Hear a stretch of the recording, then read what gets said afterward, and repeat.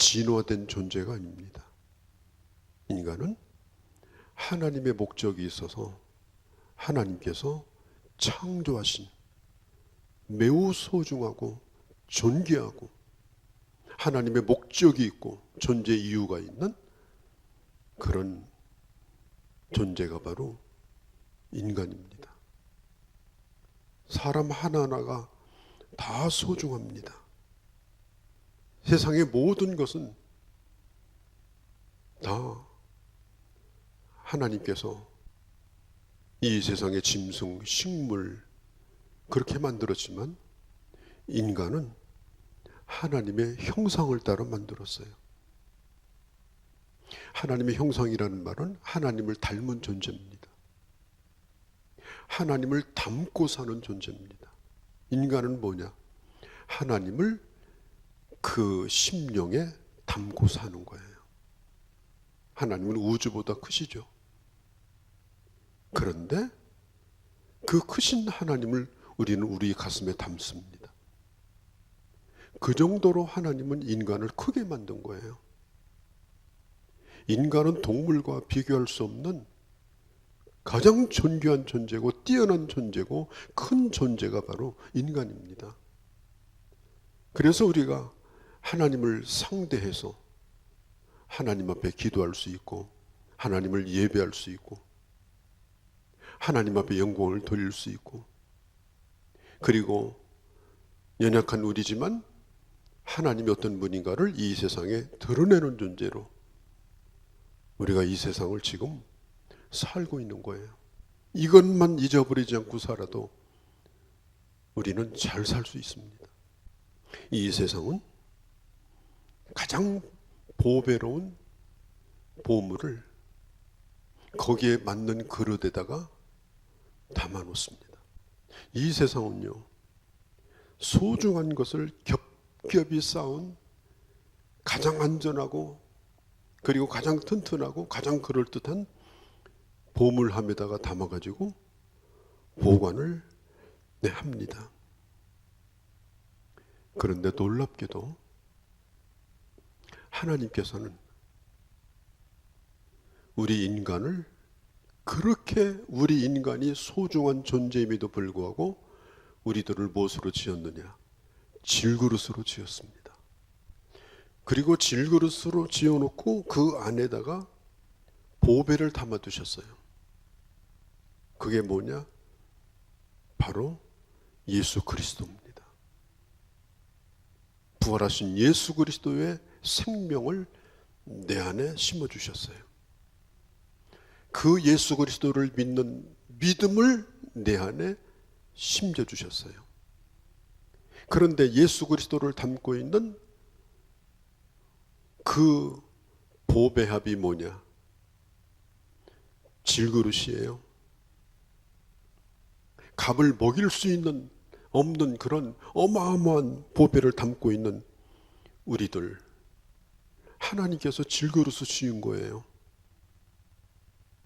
세상 사람들은요, 그래도 내가 이 정도 수준이면, 내가 이 정도 가졌으면, 내가 이 정도 권력이 있으면 나는 이 정도는 내가 포장하고 살아야 된다. 그래서 거기에 맞는 포장을 하는 거죠.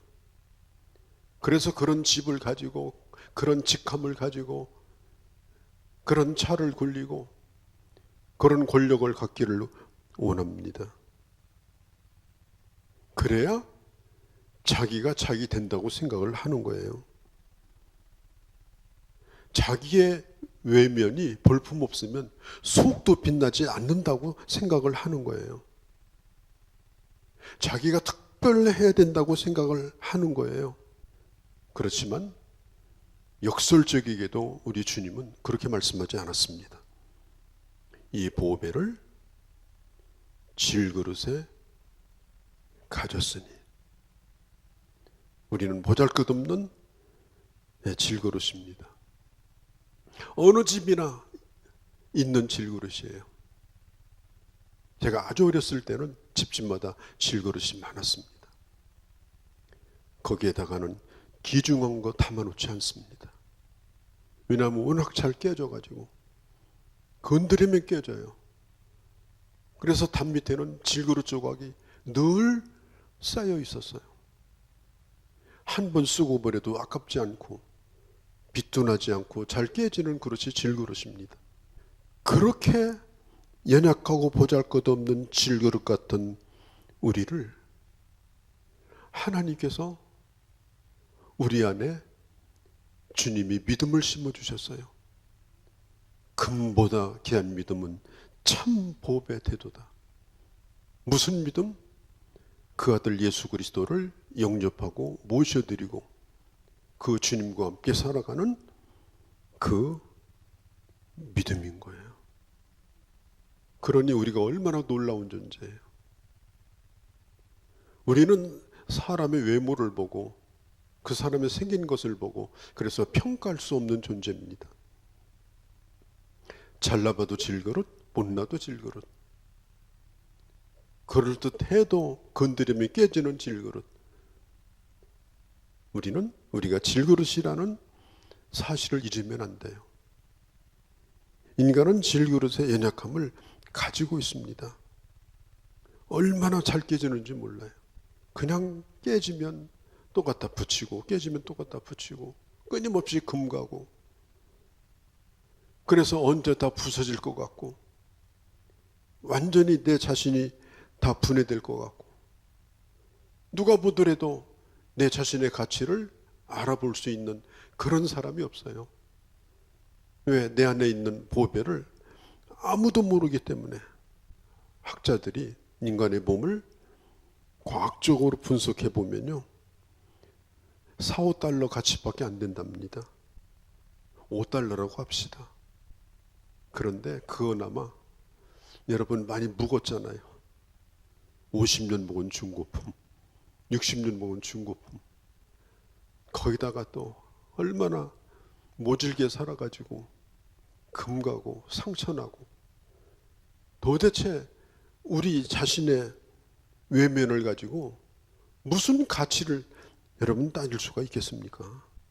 아무리 그럴듯하게 보이려고 해도 그런 가치가 없어요.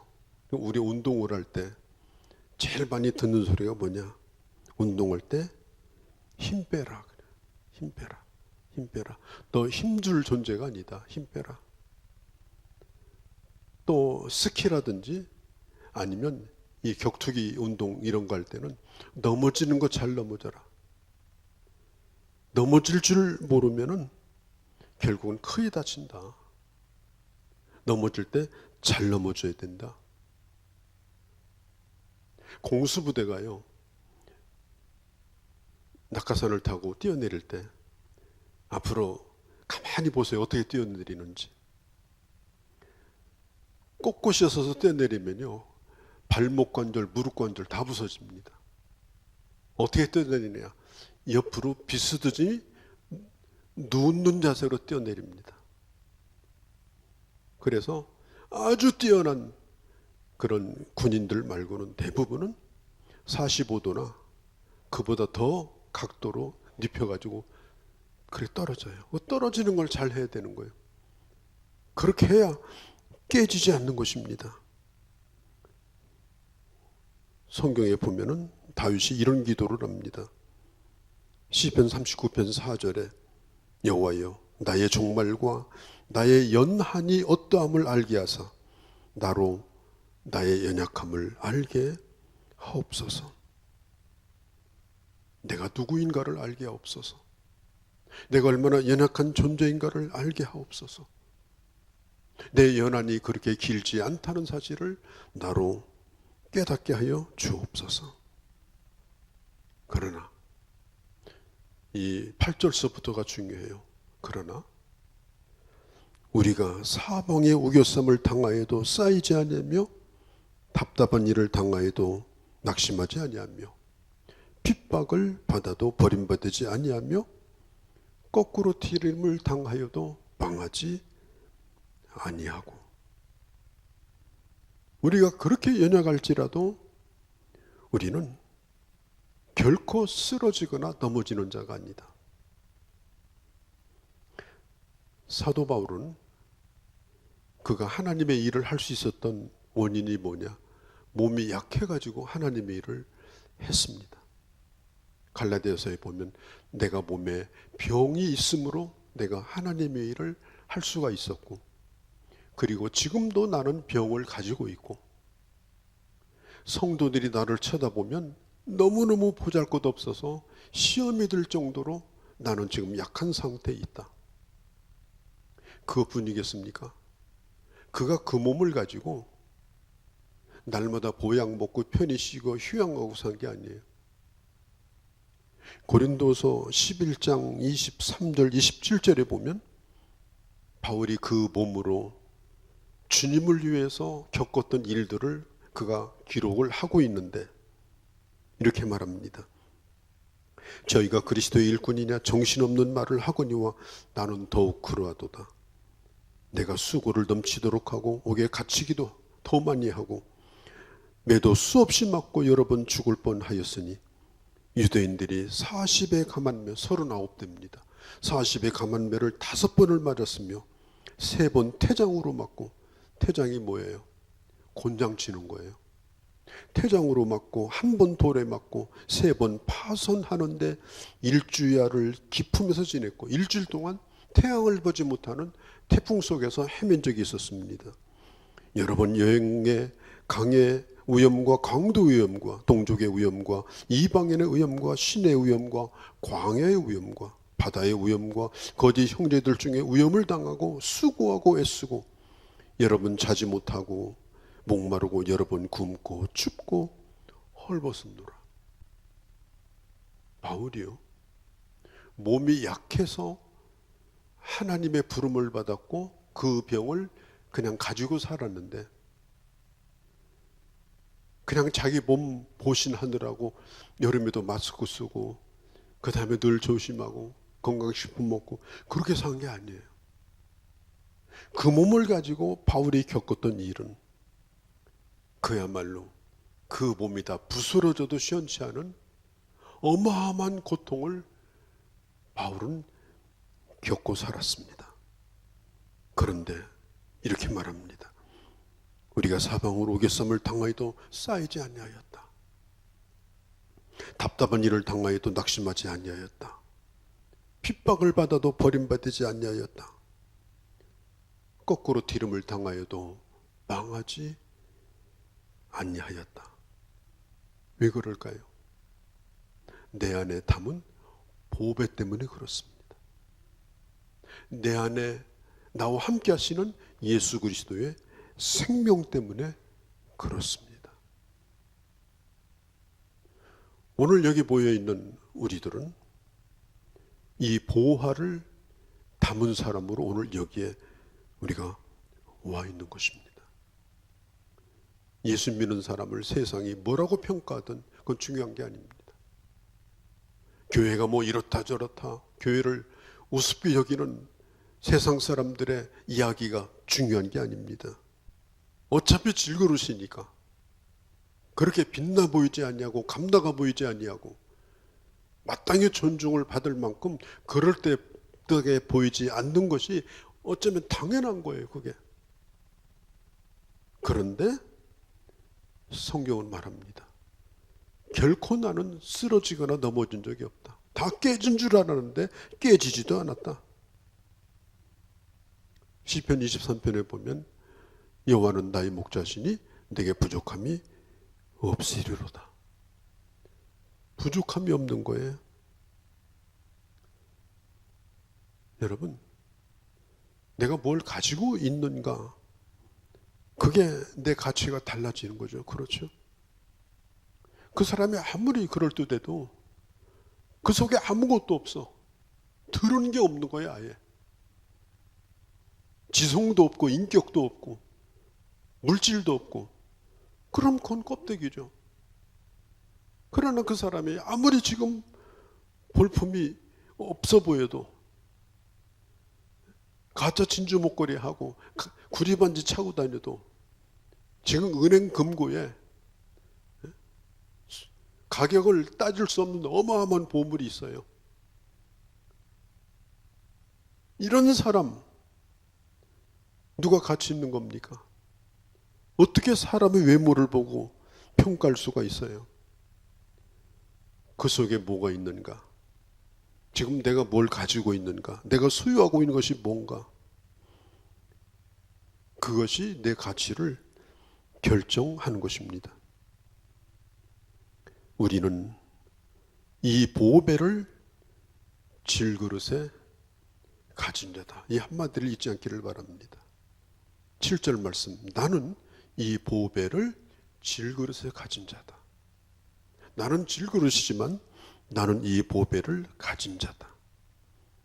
질그릇처럼 연약하지만 내 외면을 보고 평가받는 것이 아니다.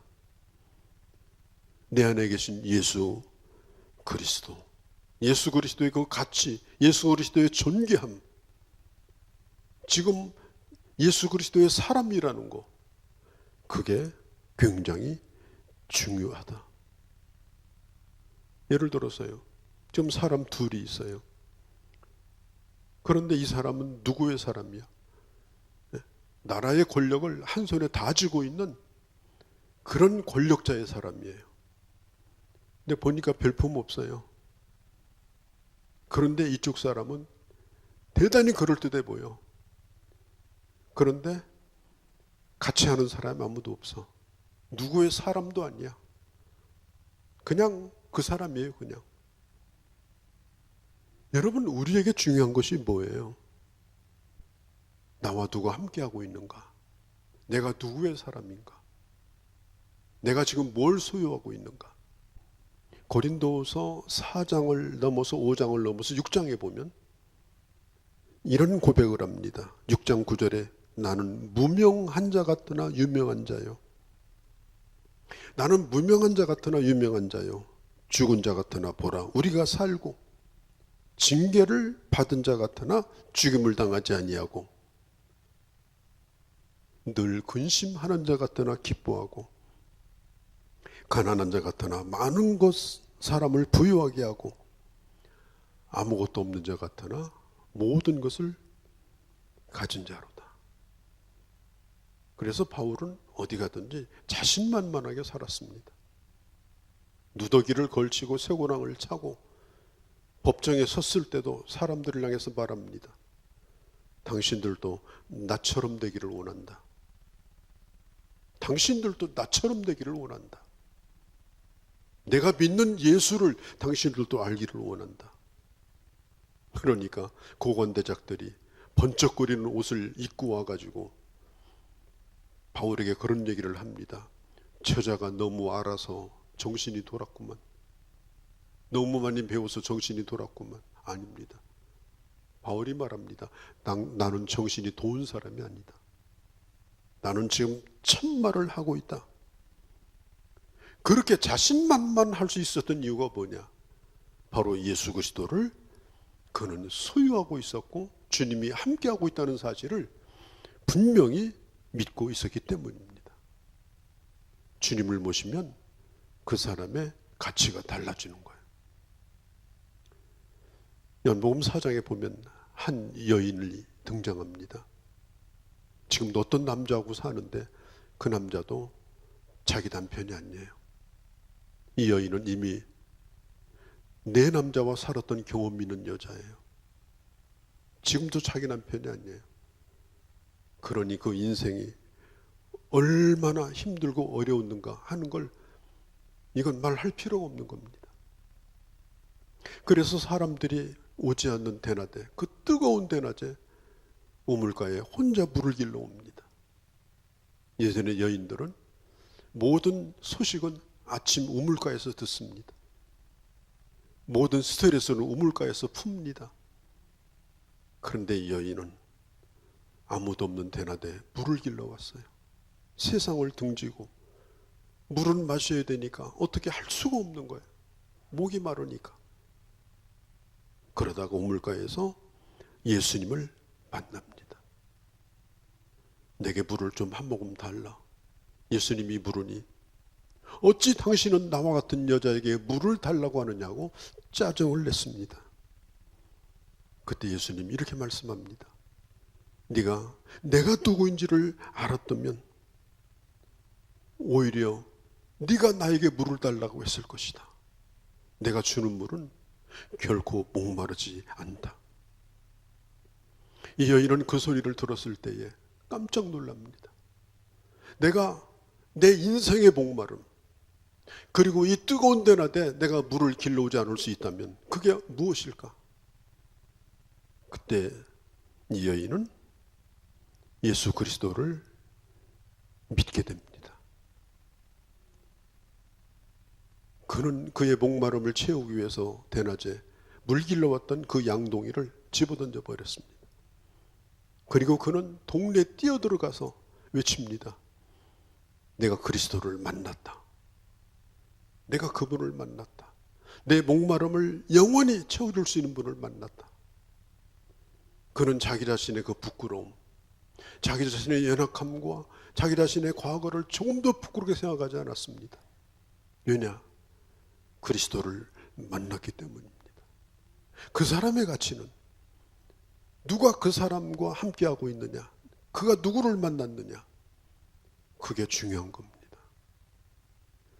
예수님이 십자가에 달려 죽으시기 위해서 십자가를 지고 저 골고다산을 올라가실 때, 그때 아프리카, 지금의 북부 아프리카 지역입니다. 그곳에서 순례자로 왔던 얼굴이 검은 흑인인 구레네라는 사람이 오게 됐어요. 이 사람이 흑인이었지만 유대교를 믿고 있었습니다. 그런데 어느 날 젊은 한 청년이 십자가를 지고 산을 오르고 있었습니다.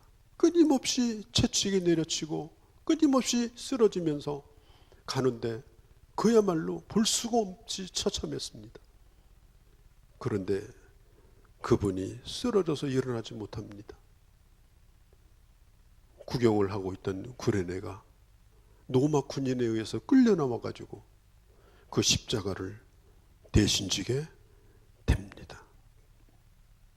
예수님과 함께 십자가를 지는 영광을 이 사람이 경험하게 되어져요. 마지막 시간이 가장 가까운 데서 그 피범벅이 된 십자가를 함께 지었던 그런 경험을 하게 됩니다. 그 후로 구레네는 예수님을 믿게 됩니다. 그리고 그의 아내도 예수님을 믿게 되고, 사도 바울이 이렇게 말합니다. 그 구레네의 아내가 바로 나의 어머니와 같은 분이다. 그리고 그의 두 아들은 교회에서 가장 중요한 사람들이다. 흑인으로 태어나서 유대교에 개종을 해가지고 구경꾼으로 왔다가 절지에 붙들려가지고 예수를 믿게 된 그들이 그렇게 놀랍게 변화가 된 거예요. 여러분, 오늘 우리가 절지에 붙들려온 사람들 아니겠습니까? 우리에게 무슨 자격이 있었겠습니까? 우리가 예수 믿으려고 무슨 교회를 세운 적이 있습니까? 우연히 주님을 만나게 되고, 만나고 보니 그분이 바로 예수 그리스도였고, 그리고 그분이 누구인가를 알게 되고 우리가 하나님의 자녀가 되고, 세상 사람들 가운데 섞여서 우리가 질그릇처럼 살아가지만 내 안에 보배를 우리는 담고 사는 자들이기 때문에 그 어떤 경우도 쓰러지거나 깨어지거나 넘어질 수 없는 그런 존재로 살 수 있도록 연약함 가운데서도 우리를 붙들어 주시는 이 주님을 여러분 믿으시기를 바랍니다.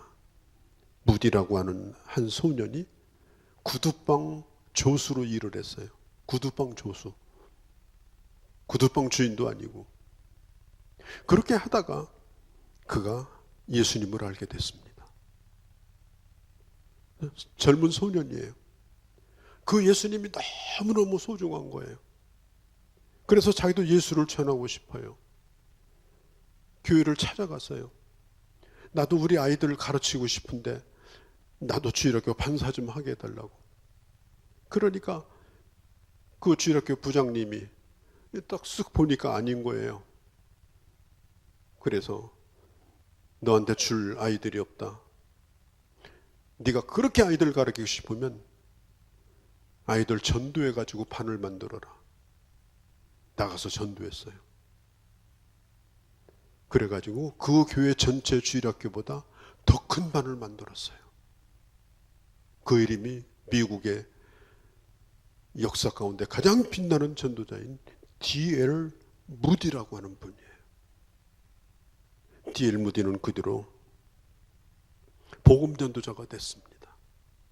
그의 복음을 듣고 주님 앞에 돌아왔던 사람이 약 100만 명이라고 합니다.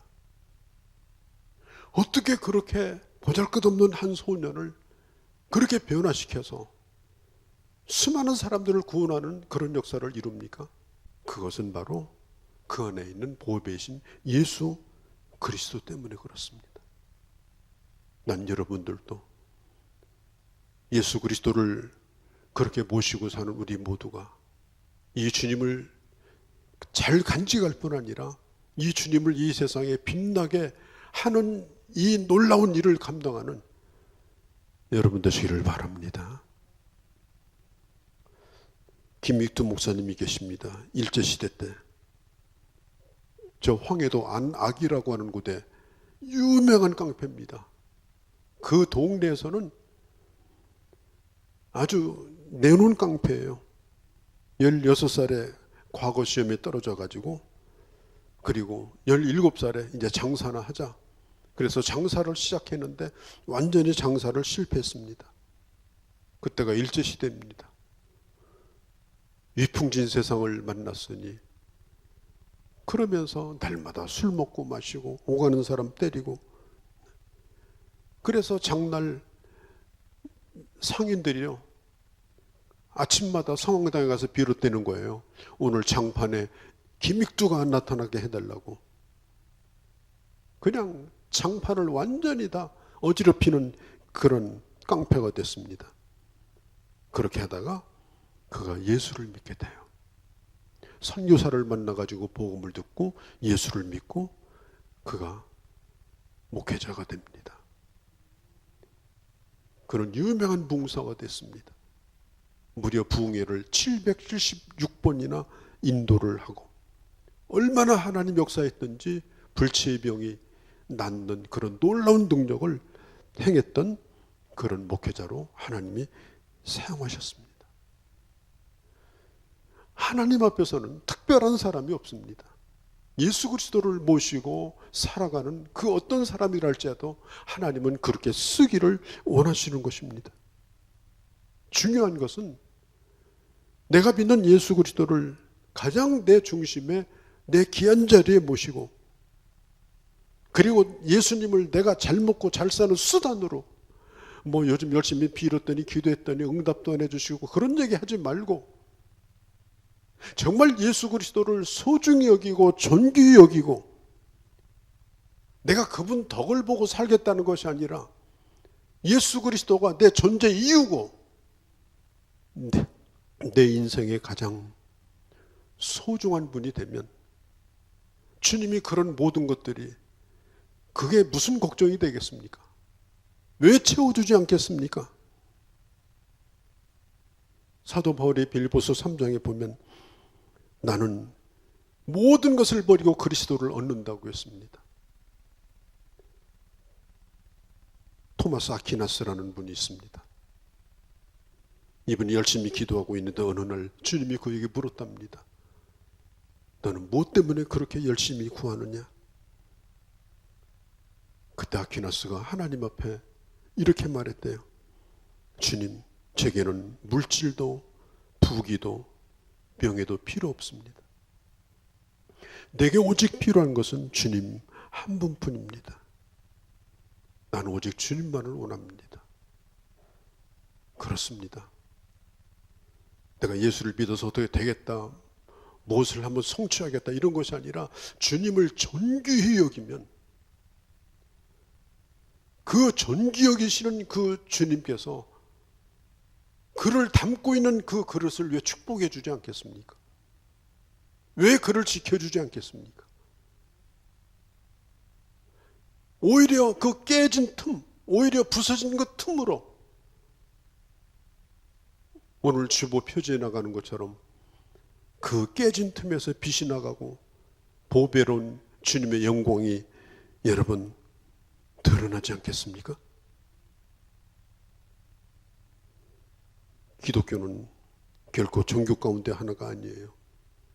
뭐 머릿속에다가 많이 성경을 담아두고 무슨 지식, 무슨 도덕, 철학, 윤리가 아닙니다. 예수 그리스도를 담고 사는 것입니다. 내 안에 담고. 고린도서 4장을 지나서 다음 장인 5장으로 넘어가면 사도 바울이 이런 얘기를 합니다. 5장 1절에 이렇게 말해요. 만일 땅에 있는 우리의 장막이 무너지면 이 질그릇이 완전히 깨질 때가 온다는 거예요. 땅에 있는 우리의 장막집, 흙으로 지은 우리의 장막집이 완전히 부스러지는 그날이 올 거라는 겁니다. 무너지면 하나님이 지으신 손으로 지은 것이 아니요 하늘에 있는 영원한 집이 우리에게 있는 줄을 안다. 언젠가 이 질그릇도 깨질 날이 올 겁니다. 이 질그릇이 깨지고 요단강을 건널 때가 올 것입니다. 그때는 찬란히 빛나는 내 안에 있는 그 보배를 예수 그리스도와 함께 영원히 하나님의 나라를 누릴 수 있는 그 순간이 오게 될 것입니다. 그게 바로 부활의 주님과 함께 누리는 영원한 천국의 삶인 것입니다. 우린 이 땅에서 연약한 질그릇으로 살다가 언젠가 완전히 깨어짐으로 그 주님을 만날 자로 살고 있습니다.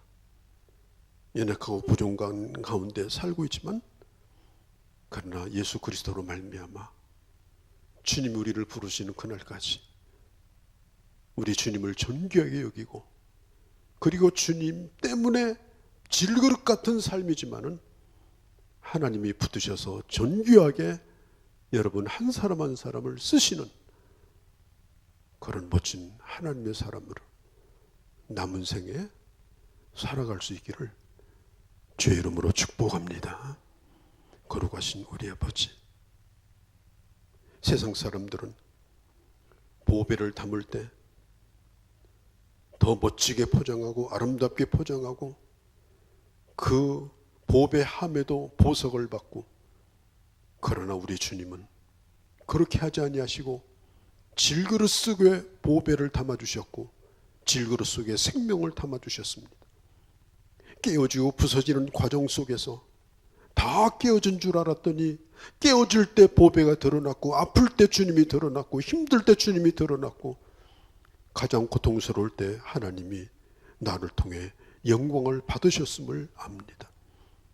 아버지, 우리가 어떤 상황에 놓여 있다 할지라도 질그릇 때문에 낙심하는 자가 되지 않게 하시고 다시 일어나며 다시 용기를 내며 주님 때문에 다시 설 수 있는 하나님의 사람으로 살 수 있도록 이 시간 이 아침에 귀한 주의 자녀들에게 힘과 능력을 더하여 주시옵소서.